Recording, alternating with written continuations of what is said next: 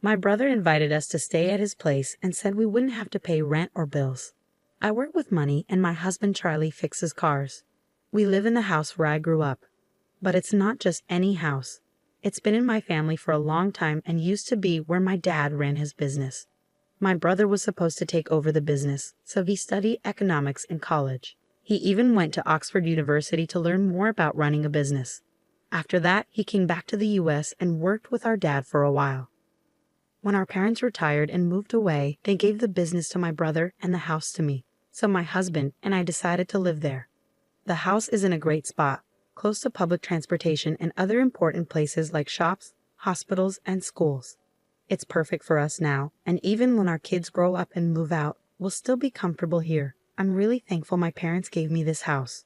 We were excited about our future here, but things took a bad turn unexpectedly. My mother-in-law started visiting a lot after we moved in. She kept asking about my parents' money because they used to run a business. She'd say things like, "Hey Maya, how much money do your parents have? What will you get when they pass away?" It made me uncomfortable. I didn't want to be rude, so I just said, "I'm not sure. I haven't thought about it much. They gave us this house, so maybe there won't be much money left." I tried to brush it off, but she kept pushing, saying, "That can't be true. They're getting old. They must have talked to you about their money." It seemed like she was really interested in their wealth, like she was expecting to get something. I already knew what I would inherit, but I decided not to tell her or my husband, who's close to her, to avoid any more trouble. Something really unexpected happened next. Out of nowhere, my mother-in-law and my brother-in-law's family moved into our house. It was a holiday morning around 8 o'clock a.m. when the doorbell rang. I opened it to find movers standing there. I was shocked and confused. Then my mother-in-law and brother-in-law's family showed up and said, "We're moving in here today, so take care of us."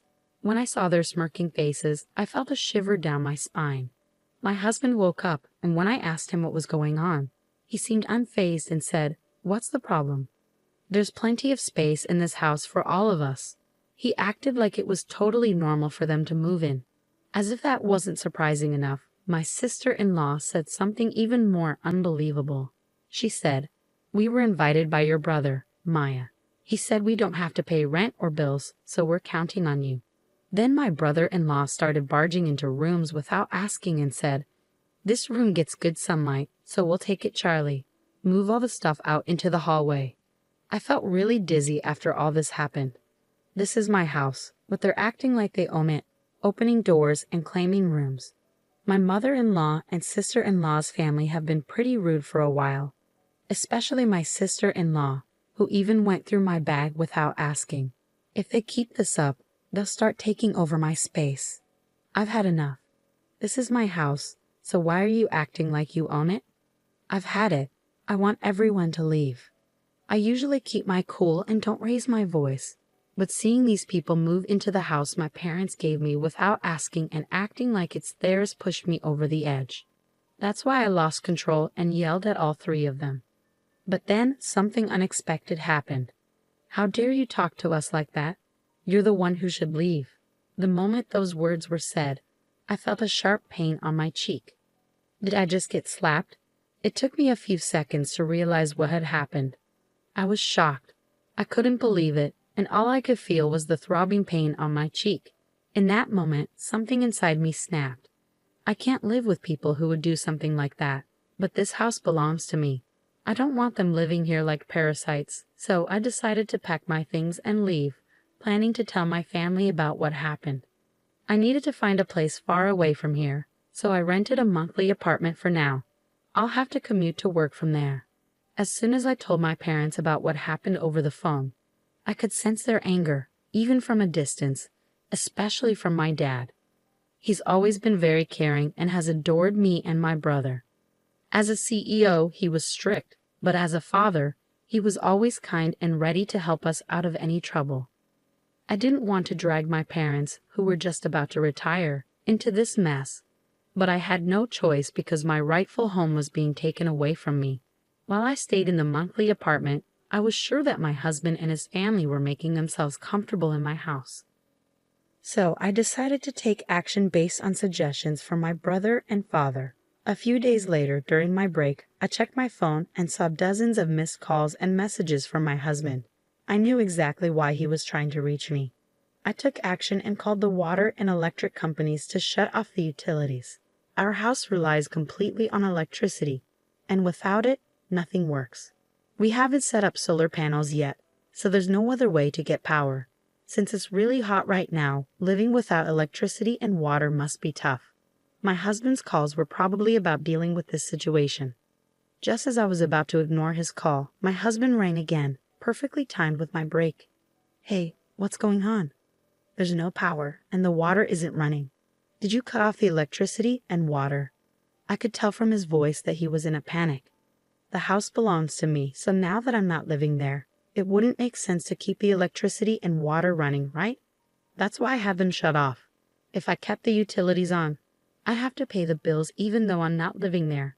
I can't agree to that, so I naturally had them turned off. When I explained this to my husband, he got really angry and insisted that I turn the services back on right away. But just because he wants me to doesn't mean I'm going to agree. I get it. If they want to renew the services, they should pay for it themselves. But whenever this comes up, they always say things like, "It's your house, so you should foot the bill." Their words and actions don't match. Anyway, I have no plans to renew the contract or tell them to leave the house immediately. I simply hung up the phone after saying that as my break was ending. Later on, my mother-in-law, sister-in-law, and brother-in-law all called me saying the same thing. They wanted me to reconnect the electricity and water because their room was too hot and uncomfortable, and it was inconvenient without water. But these were their problems, not mine. After listening to their complaints, I told them to deal with it themselves and hung up. I thought they were just being greedy and hoped they'd give up and leave soon. Even after a week went by, there was no sign of them leaving. So I decided to take stronger action. I talked to a lawyer from my father's company about the situation and asked him to send a notice to my husband. The notice was about trespassing. They had entered my house without permission, forced me out, and were using it as if it were their own. I warned them that I was considering taking legal action against them for this. Why did I receive this document from a lawyer? Did things really have to escalate this far? My husband, who seemed surprised and panicked by my actions, came to me seeking a resolution. Knowing how much they care about their reputation, the thought of being sued would be really stressful for them. They definitely don't want to deal with a lawyer, but they also don't want to give up their current lifestyle. So they're likely trying to find a way to convince me to let them stay. I can see through my husband's intentions very clearly, but I couldn't bring myself to listen to their pleas, so I didn't give in to my husband's requests.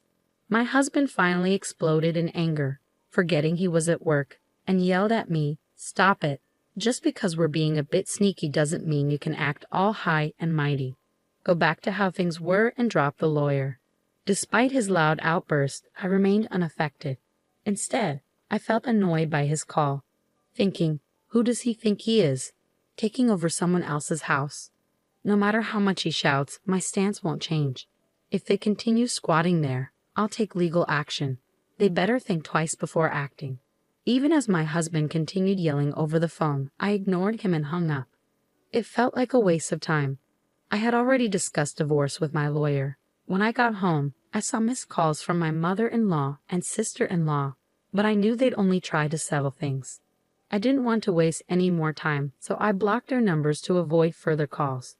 After the threat of legal action, my husband's prideful family couldn't bear the thought of being sued. They packed their bags and left the house. With the lawyer's help, the divorce negotiations went smoothly. I arranged for a cleaning service to come in, and finally, I returned to my sparkling clean house. While living separately from my husband's family and then in a monthly rental was comfortable, nothing beats being back in my own home. However, I noticed that the house needed some renovations in certain areas. I discussed this with my father, who introduced me to a reliable contractor. I began planning the renovations with their help. Living alone is really comfortable. I enjoy the freedom of not being tied down by anyone else. I found myself enjoying the freedom of my current life. I could lounge on the sofa without anyone scolding me, eat whatever I wanted without judgment. But then I received a call from an unknown number after 3 months of silence. Initially, I ignored it, thinking it might be a contractor. However, when the calls persisted, I reluctantly answered, only to find it was from my ex-husband, from whom I had recently divorced with the help of a lawyer. We had made a pact to never contact each other again.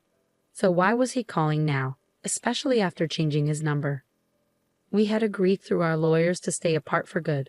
There was nothing left to discuss, so I asked him not to contact me again. Just as I was about to hang up, he pleaded, "Please just listen to me for a moment. I'm begging you." Despite my reluctance, he began speaking without my consent. It turned out his company was facing a severe financial crisis, and they had decided to reduce his salary. Moreover, my mother-in-law's health was failing, rendering her unable to work. My sister-in-law and her husband couldn't contribute much to the household expenses due to his unstable job situation. Although my sister-in-law was working multiple part-time jobs, most of her earnings were going towards paying off her husband's debts. My ex-husband was struggling to make ends meet, and with his salary cut, things were only going to get tougher. After hearing all of that, all I could think was, okay, so what? They barged into my house without permission, did whatever they wanted, and even tried to kick me out. It's simply unbelievable. I feel nothing for people who would do such a thing, and I have no sympathy for them. Even if you tell me about their troubles, it doesn't change anything. They're your family, you should deal with it yourself. There's nothing I can do about it. My ex-husband started to panic even more at my words. Don't say that. We're in serious trouble. We won't even be able to pay the rent for our apartment and will struggle to buy food tomorrow.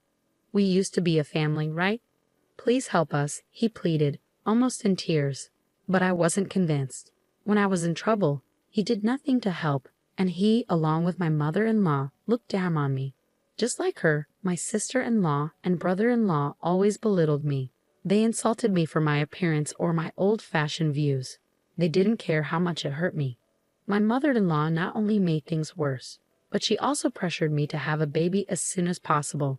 She forced strange herbal medicines on me, booked unnecessary doctor's appointments, and spread rumors to the neighbors that I was unable to conceive. Looking back, there wasn't a single positive aspect to my marriage. My ex-husband, who used to be kind before we got married, became a puppet under my mother-in-law's control after the wedding. On the first day my mother-in-law barged into our house, I was out for an appointment. She cried to my husband, saying she wanted to be friends with me, but the moment we met, she would badmouth me. She'd say things like, "My son seems to have lost weight. Is it because your cooking is so bad?" Whether we were at home or out. My sister-in-law and brother-in-law would join in, laughing at me. I can't deal with people who behave like this anymore. No matter what you say, my feelings won't change. I can't help you guys, so I'm going to hang up now. And please never contact me again. With that, I finally hung up the phone and blocked the new number. Knowing my ex-husband, he might change his number and try to contact me again. So I decided to change my phone number at the store over the weekend. But before that, those four broke the promise made through the lawyer and suddenly showed up at my house at 11 o'clock p.m. Open up, let us in, and take care of us. We're family, you should help us. They were banging on the door, yelling loudly without considering the late hour. What's going on at this time? Please go back home, you're disturbing the neighbors. When I went to open the door, they seemed ready to force their way in. So I tried talking to them through the intercom, but they didn't care. They continued banging on the door and causing a commotion. I couldn't believe I was dealing with people behaving so recklessly. I felt overwhelmed and considered calling the police when I heard sirens approaching from outside. It seemed a neighbor had taken the initiative as soon as they heard the police sirens. The group, startled, thought I had called the police and attempted to flee. However, with a crowd gathered, escape wasn't an option. Consequently, they were escorted to the police station by the responding officers. I was questioned about the incident, and I explained everything that had transpired. News of my ex-husband and his companion's actions spread rapidly in the neighborhood. Among the crowd was a co-worker of my ex-husband's, and by the next day, the entire office was aware of the situation. Already struggling due to a salary reduction, getting the police involved sealed my ex-husband's fate with his employer. He was fired, unable to afford his apartment rent anymore. Financial strain created tension between him and his sister's family, leading to their shared living arrangement coming to an end. Now, Charlie resides in public housing with his mother, working multiple part-time jobs to get by. Even his mother has taken on part-time work, eager to contribute financially.